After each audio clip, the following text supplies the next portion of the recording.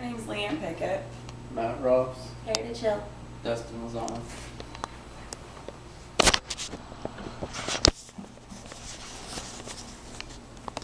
Have you ever thought about attending a professional sporting event lately, but your pockets are a little too empty? And then when you finally save enough money to go to the game, you find yourself sneaking saltine crackers in and drinking from the water fountain in order to save every penny you can. You wanted to bring your significant other, but you can only afford one ticket, so you're sending text message updates and small clips of their favorite athletes on the field. It is scenarios such as this that has become all too real for many Americans today. Before I begin my speech, the sources I used: Average Sport Income, StatisticBrain.com; Average Household Income, MyBudget360.com; Cost of Professional Sporting Events, Cupertino.patch.com; ProBasketballTalk.NBCSports.com; BleacherReport.com, Sports.Yahoo.com; InsideMenSoccer.com; WhatYouPayForSports.com; Professional Athlete Salary, Creme.com, 11points.com, Sports.Yahoo.com, ProFootballTalk.NBCSports.com, iPetitions.com; Teacher Salaries, Voices.Yahoo.com, Athletes Overpaid Debate, BleacherReport.com, Attendance Record, ProFootballTalk.NBCSports.com, Bill Gates Quote, BrainyQuote.com, Albert Einstein Quote, LeadershipNow.com. My name is Courtney Miller, and today I will be talking about the rising problem amongst the professional athletes and their unnecessary salaries. I will be speaking from the perspective as a college student, a low-income household, and a true fan of American sports. The problem is that professional athletes are being paid too much, and it is at the expense of their fans. There may be multiple solutions to this problem, but the one I'll be suggesting is in regards to placing a salary cap on professional athletes based on that sport's gross income, viewer numbers, etc. NFL lead writer Michael Shoddy from BleacherReport.com once said, "While team values are rising steadily, total attendance is trending downward, and larger ratios of total fans are watching games from home." The problem at hand is that professional athletes are getting paid too much, and that it's taking effect from the fans. Benchwarmers are being paid hundreds of thousands of dollars, while people are working hard in America to merely put food on the table and provide shelter over their heads. Teachers make significantly less than benchwarmers, but yet they're ones that directly affect our youth and are molding the future. The ticket prices are rising, but the attendance rates are going down. The median income currently is $50,500 for an American household. 50% of the nation is making less than $50,500, and 25% of the nation is making less than $25,000. MyBudget360.com. It has been calculated that if a family of 4 would like to attend an NFL game, that they are looking to expend $443.93. This is a 3.9% raise from the year 2011. If you're a Cowboys fan and you would like to attend this season, which is roughly 8 games, you're looking at spending $5,078.24. Cupertino.patch.com. The NBA has a 3.5% raise from 2012 to 2013, which is from ProBasketballTalk.NBCSports.com. These are all statistics that show that families are not financially able to engage in these type of events, and we can't engage leisure activities that we once could. The average salaries of professional sports are quite astonishing. The NBA average salary is $5.1 million. The MLB is $3.31 million. The NHL, or the National Hockey League, is $2.4 million. NFL is $1.9 million, and the MLS, or the Major League Soccer, is $154,000.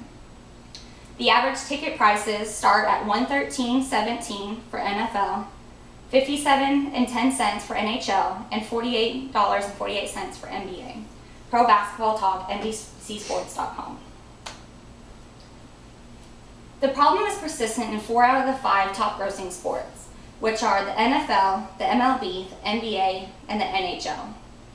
The MLS is the only sport that has a salary cap, and which has proven that since they are ranked 3rd in the highest attendance rate with 17,872 fans a year, coming in 3rd just behind the NFL and the MLB. Currently, the minimum salary for an NFL player is $310,000. The National Hockey League has the highest minimum salary at $500,000, but has the lowest attendance rate at 17,132 fans. profootball.nbcsports.com.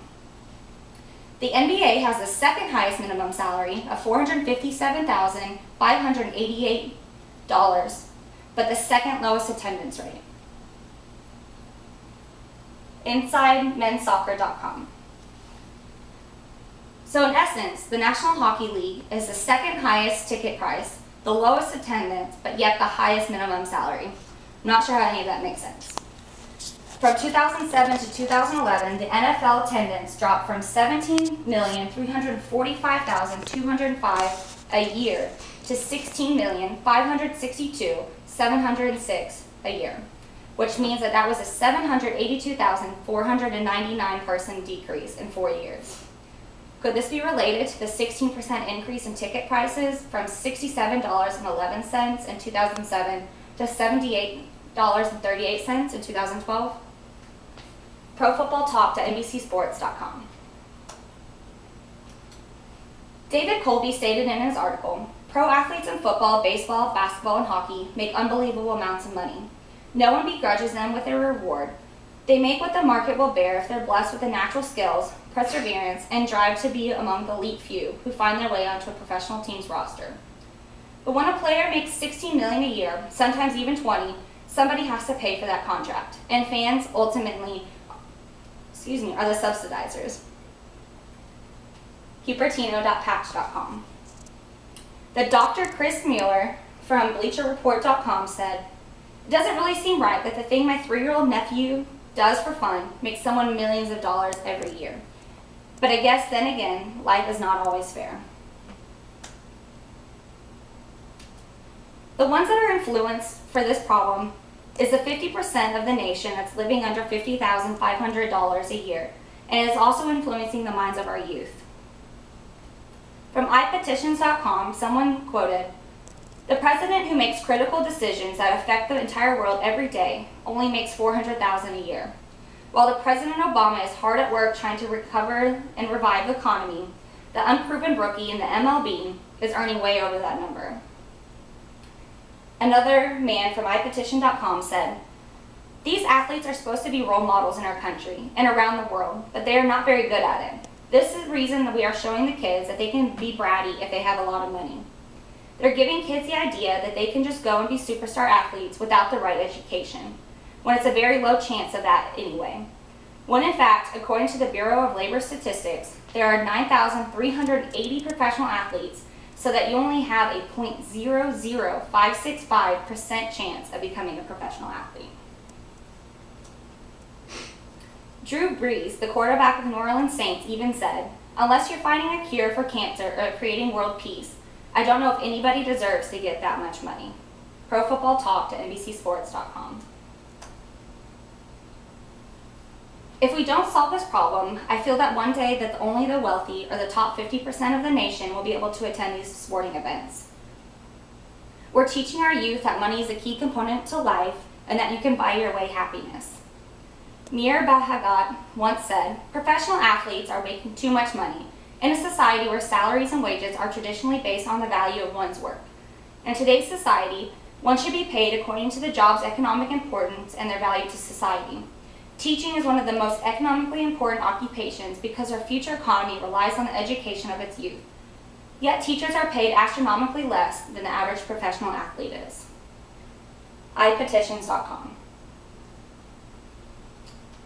From BrainyQuote.com, Bill Gates said, "I believe that if you show people the problem and then you show them the solution, they will be moved to act." The solution I have is to place a salary cap on these 4 top grossing professional sports. The salary cap will be based on gross income, attendance records, and appropriate ticket prices. I believe we should gather statistics and then put in an appropriate salary cap based on the statistics given. Currently, the MLS has the only salary cap, and they have been ranked 3rd in attendance and number 1 with the lowest ticket prices. With this salary cap, bench warmers won't be paid hundreds of thousands to sit and cheer on their team, and fans don't have to worry about paying hundreds to be able to attend these leisure activities. It is feasible because we're already in control of the salaries. The spectators should be able to expect decrease in ticket prices, and sport companies expect an increase in attendance, which will also increase